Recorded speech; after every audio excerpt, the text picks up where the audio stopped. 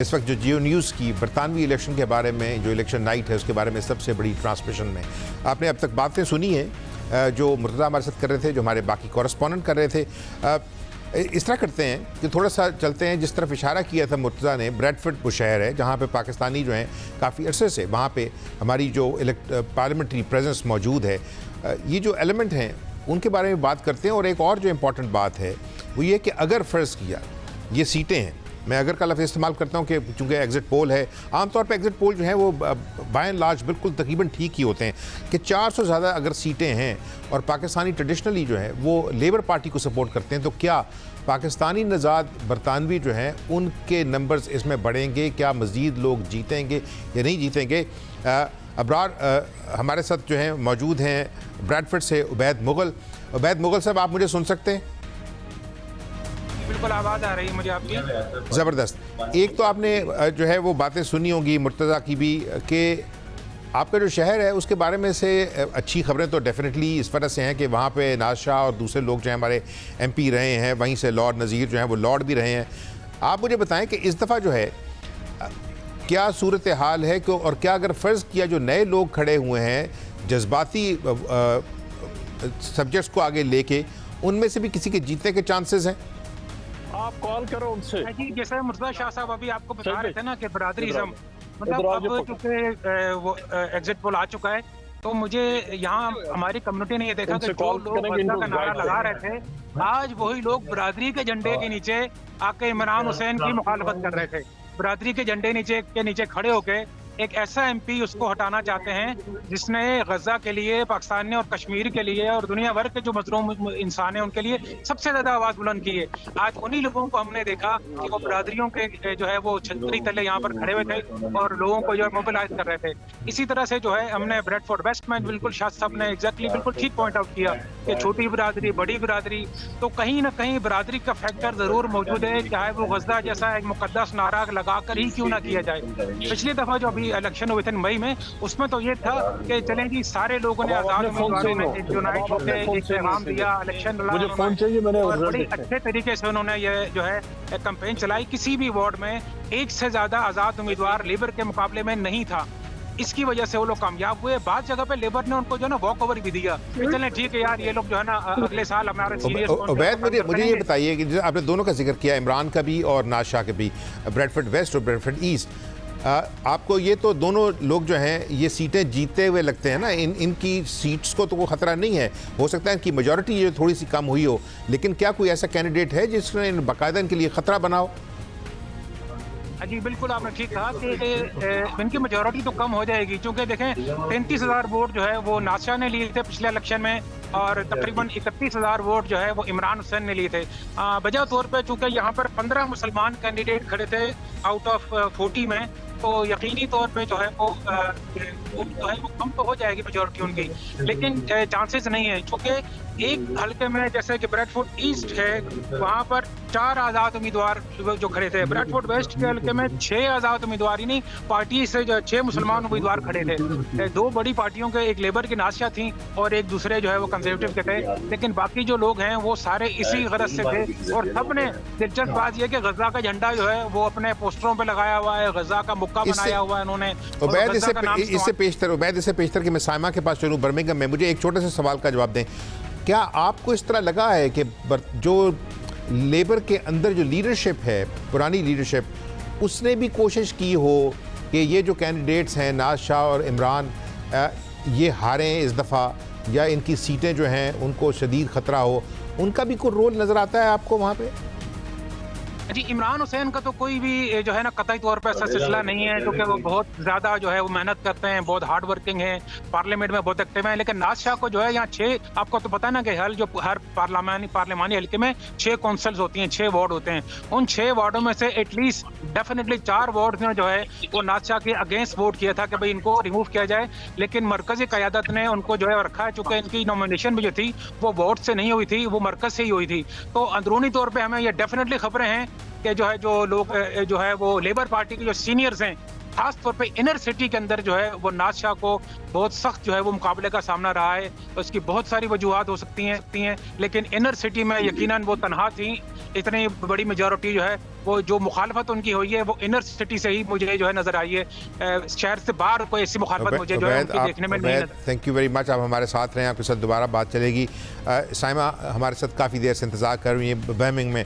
सायरा, आपके शहर से भी जो दो लोग हैं, खालिद महमूद जो मतलब सेकंड MP बने थे पाकिस्तानी नज़ाद, और उसके बाद शबाना, इनकी भी जो है लीडरशिप, इसको ख़तरे की बातें तो सुनते थे हम इस वजह से कि आपके शहर के अंदर मुसलमान इश्यूज़ को लेते हुए जो मिडल ईस्टर्न इश्यूज़ हैं उसको लेके पॉलिटिक्स की एक बड़ी हेल्दी ट्रेडिशन रही है। क्या आप समझती हैं इस वक्त के जो रिज़ल्ट है उसने इन दोनों लोगों के बारे साथ क्या किया है, और क्या इसके अलावा कोई और हमारे सामने जीतता हुआ बंदा नज़र आता है, बंदा या बंदी?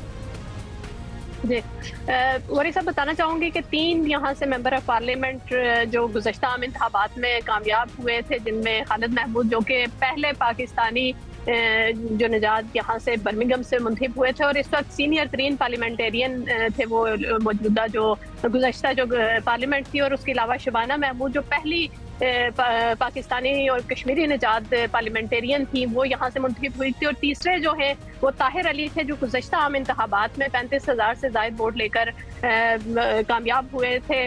और अब जो आप जैसे कि सिचुएशन की बात कर रहे हैं, तो मैं मुर्तज़ा शाह साहब अभी थोड़ी देर पहले बात कर रहे थे कि इस दिन पोलिंग के से पहले और जो इंतखाबी जो मुहिम थी उस दौरान जिस तरह की मुखालफत का सामना करना पड़ा उसका भी मैं जिक्र करना चाहूँगी कि यहाँ पे बर्मिंघम के अंदर ख़ास तौर पर जो हमारी ख़वातीन हैं उनको ख़ास तौर पर निशाना बनाया गया इस मुहिम के दौरान, इस इंतखाबी मुहिम के दौरान। जो जिस तरह की मंजर कशी उन्होंने ब्रेडफोर्ड की, वैसे तो हालात यहाँ पर नहीं थे। यहाँ पर हालात ये थे कि अगर सोशल मीडिया पर उनके खिलाफ काफ़ी, जिसको मैं कहना चाहूँगी कि मायूब या नाजेब कैंपेन चलाई गई। अगर हम सोशल मीडिया पर शबाना महमूद के बारे में अगर हम उनके बारे में कोई क्लिप लगाते हैं तो उस पर गालियों का ना रुकने वाला एक सिलसिला शुरू हो जाता था।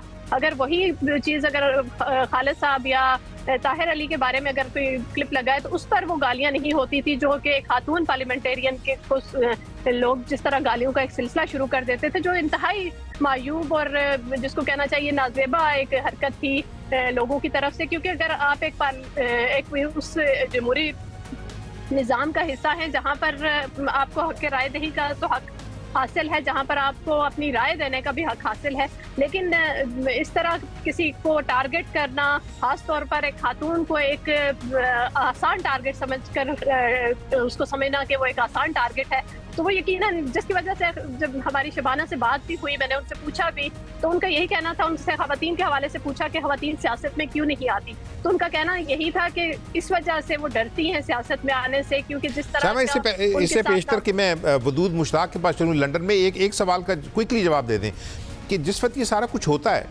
तो एक तो जो मुसलमान लीडरशिप है यानी उनके MPs रहे हैं वो definitely they must feel bad कि उनके रिप्रेजेंटेटिव होने के बावजूद, उनके इश्यूज उठाने के बावजूद उनके साथ ये होता है। कम्युनिटी जो है वो ऐसे जो अशखास हैं जो इस पॉलिटिक्स के अंदर उनका हक है कि वो इंडिपेंडेंट के तौर पे खड़ा होना चाहें, किसी नई पॉलिटिकल फोर्स को सपोर्ट करना चाहें, लेकिन उनके बारे में फीलिंग क्या है कि ये लोग जो हैं पाकिस्तानी कम्युनिटी जो है बरतानिया में रहती है, बरतानवी पाकिस्तानी कम्युनिटी, उसके कॉज को कमज़ोर नहीं करते?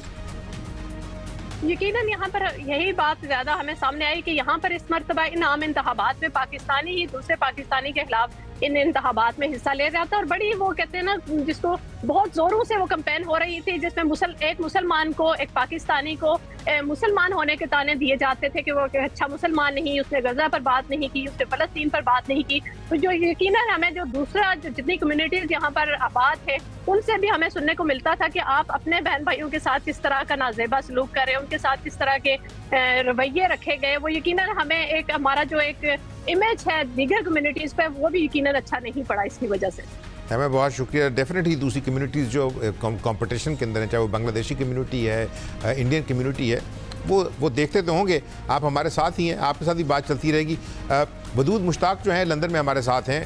वदूद, एक तो आपको बड़े अरसे के बाद अस्सलाम वालेकुम, बताएं जनाब, लंदन जो है उसके अंदर ये जो सारे हमारे MPs हैं, हमने देखा सवाए अगर सादिक खान को जो कि मेयर हैं उनको छोड़ दें, लंदन के अंदर जो है कम्युनिटी बहुत बड़ी है पाकिस्तानी, और वो सारे के सारे जो हैं वो कामयाब भी हैं, बिजनेसेस के अंदर भी, प्रोफेशंस के अंदर भी। वहाँ क्या सूरत हाल है?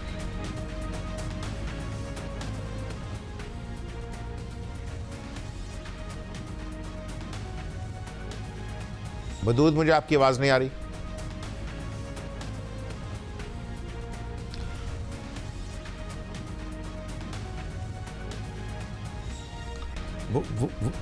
बदूद, आपका माइक मेरा ख्याल म्यूट था। अगर आपको मेरी आवाज़ आ रही है तो मुझे आपकी आवाज़ नहीं आ रही थी। मैं दोबारा से अपना सवाल जो है वो रिपीट कर देता हूँ कि लंदन जो है वो आप समझिए कि एक तरह का ग्लोबल हब है और पाकिस्तानी कम्युनिटी बहुत बड़ी तादाद में वहाँ रहती है। सक्सेसफुल बिजनेसमैन हैं, सक्सेसफुल प्रोफेशनल्स हैं। वहाँ पे अभी तक उस तरह हमें एमपी जो है बनते पाकिस्तानी नज़र नहीं आते। इसके ऊपर भी एक छोटा सा कमेंट कर दें। और दूसरा ये कि अब तक आप क्या समझ रहे थे कि लंदन के अंदर किस तरह देखा आपने अब तक इलेक्शन को? भाई साहब, सबसे पहले तो कंफर्म करना चाहूँगा कि मेरी आवाज़ आपको आप तक पहुँच रही है? मुझे आपकी आवाज़ अब आ रही है। लंदन में 73 सीट्स हैं जिस पर मजबूरी तौर पर जो ज़्यादातर लोग जो है वो तकरीबन 400 और कुछ लोग 453 लोग शायद जो है वो टोटल इसमें कंटेस्ट कर रहे थे, इसमें इंक्लूडिंग पार्टीज और आज़ाद उम्मीदवार भी थे। और ये बड़ा दिलचस्प मुकाबला ये हुआ कि इस बार पूरे इंग्लैंड में 10 सीटों का इजाफा भी हुआ है, जबकि स्कॉटलैंड में और वेल्स में सीटें जो है वो कम हुई है। और यहाँ के जो सीटें जिनका इजाफा हुआ उसका लंदन भी उससे बड़ा रास्त मुतासर हुआ। लंदन में इस वक्त जहाँ पे हम रहते हैं वेस्ट लंदन में वहाँ की 2 सीटों में हल्के इस तरह तब्दीली हुए जो कि ऐन वक्त पे हमें पता चला।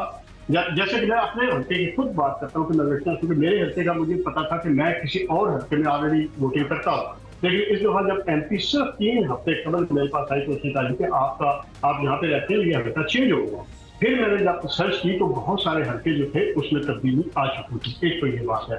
दूसरी ये कि यहाँ पर मजमूरी तौर पर लेबर का ही जैसे मेरा सादिक खान भी इसी वजह से बर्बाद जो है वो बड़े अच्छे अंदाज में और बड़े भारी अंदाज में यहाँ से वो करते रहे हैं, यहाँ पे अपनी कंपेनी भी करते रहे और कामयाब भी रहे हैं। इसलिए यहाँ पे ये सूरत गई। और जैसे मुर्तज़ा साहब ने भी यहाँ कहा कि इससे पहले जो केयर स्टार्मर के मुकाबले में भी कंजर्वेटिव ने एक ऐसी खातून को खड़ा किया जो डेथ लगाने की कोशिश तो की लेकिन हुआ नहीं। और इसी तरह दूसरा हल्का जो सबसे इम्पोर्टेंट और इस वक्त दिलचस्प लग रहा है हमें वो है केयर स्टार्मर में जेरेमी कोर्बिन का हल्का है।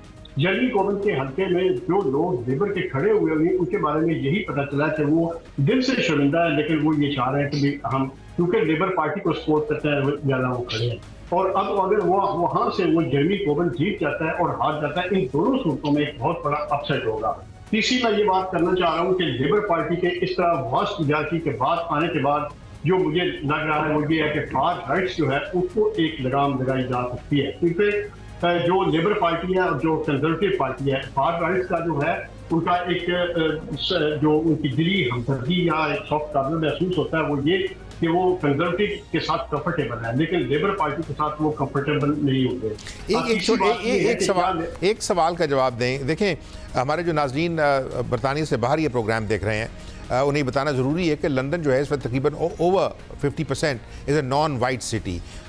सारी दुनिया से जो लोग कम्युनिटीज़ आई हुई हैं वो लंदन के अंदर रहती हैं। इट्स ए ग्लोबल अभी समझिए हेडक्वार्टर्स ऑफ फाइनेंस और सारी की सारी, मतलब इससे ज़्यादा मशहूर शहर मुझे तो नहीं लगता कि लंदन से ज़्यादा कोई बड़ा मशहूर शहर दुनिया में होगा।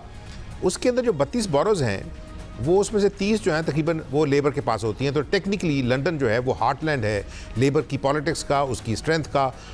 उसके अंदर जो है सादिक खान के बाद पाकिस्तानी जो लोग हैं जो रह रहे हैं, चाहे वो साउथ ऑफ लंदन में रहते हो, नॉर्थ में रहते हो, ईस्ट में रहते हो, ईस्ट के अंदर बहुत बड़ी तादाद है, ईस्ट हैम इल्फर्ड के पास पाकिस्तानी जो है यहाँ से एमपीज़ क्यों नहीं बने? क्या आप समझते हैं कि पार्टी की लीडरशिप समझती है कि ये जो कम्युनिटी है ये खुद आपस में कोहेसिव कम्युनिटी नहीं है, ये एक दूसरे के साथ टूटे हुए हैं लोग? बिल्कुल भाई साहब, आपने दुरुस्त निशानदेही की है। इसकी मैं एक दो मिसालें अभी जो है क्योंकि रिजल्ट नहीं आज पर इसलिए मैं नहीं देना चाहूँगा, वरना हमारे सलाह समेत कुछ ऐसे हल्के हैं जहाँ पे सलाह और यहाँ वेस्ट लंदन में भी कुछ ऐसे हल्के हैं जहाँ पे आज़ाद उम्मीदवार खड़े हुए हैं। उन आज़ाद उम्मीदवारों का सिर्फ खड़े होने का मकसद ये था कि वो गजा के हवाले गजा इशू दूर था, लेकिन दरअसल वो एक्चुअली कम्युनिटी के अंदर एक जो बहुत बड़ा रिफ्ट था, उस रिफ्ट की वजह से जो है वो आज़ाद उम्मीदवार जो है वो पार्टी छोड़ के सामने आए। उसका नुकसान जो है वो हमारी ही कम्युनिटी को हुआ, क्योंकि हमारी कम्युनिटी जो है वो तकसीम हुई है। बाकी सब लोग जो है वो अपनी पार्टी के साथ मुंसलिक हैं और उसी तरह का वोट दे रहे हैं, चाहे वो लेबर साथ है, चाहे कंजर्वेटिव, चाहे किसी भी पार्टी के साथ है। लेकिन ये कि जो रिफ्ट पैदा हुआ है वो बिल्कुल आपकी बात वजह तौर पर मैं आपको दुरुस्त समझता हूँ कि यहाँ पे हमारी कम्युनिटी जो है उसके अंदर बड़ा एक जो है उस पर तकसीम मौजूद है। और उसकी वजह जो है कि हम शायद एक दूसरे को बर्दाश्त नहीं कर पाते। हमारी बर्दाश्त करने की जो एक आदत है वो ये है कि हम यहाँ तक कि मुकालमा भी हम एक दूसरे के साथ करने को तैयार नहीं है। जो आज़ाद उम्मीदवार है उन्होंने अपने न सिर्फ ब्रादरीज़म को कोशिश की, अपने मजहब को इस्तेमाल करने की कोशिश की, बल्कि उन्होंने और भी बहुत सारे टैक्टिक्स इस्तेमाल किए जिससे हमारी ही अपनी कम्युनिटी को जो है वो वाकई नुकसान पहुँचे। और आज ही मैनचेस्टर चलते हैं, वहाँ पे जहाँ अब आपको पता कि पूरे मुल्क के अंदर जो है वो वोटिंग उसकी वोट्स की काउंटिंग जो है वो शुरू है। मैनचेस्टर में गज़ा के हक़ में एक दफ़ा फिर मुजाहरा हुआ है। हमारे कॉरेस्पॉन्डेंट जो हैं वो हारून मिर्ज़ा वो वहीं पे मौजूद हैं। उनसे पूछते हैं हारून, दोनों चीज़ें, एक तो देखें अर्ली टाइम है, अभी तो काउंटिंग शुरू हुई है, एक तो थोड़ा सा इस मुजाहरे के बारे में बताएं। आप समझते हैं कि जो आपके इलाके की पॉलिटिक्स है उसके अंदर गज़ा और गज़ा के बारे में जो सारी दुनिया के अंदर गम और गुस्सा है उसने कितना बड़ा रोल अदा किया है इस दफ़ा इलेक्शन के अंदर, जहां दूसरे बहुत सारे बड़े इश्यूज़ मौजूद हैं। इमिग्रेशन का है सबसे बड़ा इशू जो है वो इकनॉमिक डाउन टर्न का है, जो लोगों की मुआशी सूरत हाल, लेकिन गज़ा का इशू जो है वो कितना इम्पेक्ट किया है उसने इस पॉलिटिकल सारी। हारून जी नूरी साहब बहुत शुक्रिया जी। बिल्कुल आपने बिल्कुल दुरुस्त फरमाया कि मैनचेस्टर जो है जिसको मिनी पाकिस्तान भी कहा जाता है में मुख्तलिफ कम्युनिटीज के लोग जो है यहाँ पर आबाद हैं और गज़ा के इशू पर ही जो है इस वक्त प्रिवेंशन सेंटर जहाँ पर अभी कुछ ही लम्हात में वोटिंग का अमल शुरू होने वाला है कि मुजाहिरीन की एक बड़ी तादाद मौजूद है जिन्होंने फ़लस्तीन के परचम उठाए हुए और फ़लस्तीन के हक में नारे लगा रहे हैं। मुजाहिरीन का यही कहना था कि फौरी तौर पर जो है गज़ा में जो जंगबंदी की जाए और उन्होंने बैनर भी उठाए हुए थे जिसमें टोरी पार्टी मुखालिफ और लेबर पार्टी के खिलाफ जो थे नारे दर्ज थे। यहाँ तक इस इलाके की जो है सियासत की बात की जाए तो अगर रॉसडेल की सीट की बात की जाए तो रॉसडेल में जो लेबर पार्टी के मेंबर ऑफ पार्लियामेंट से टोनी लाइट उनकी हारून, मैं दोबारा वापस आपके पास आऊँगा, लेकिन इस वक्त मुझे एक ब्रेक लेनी है।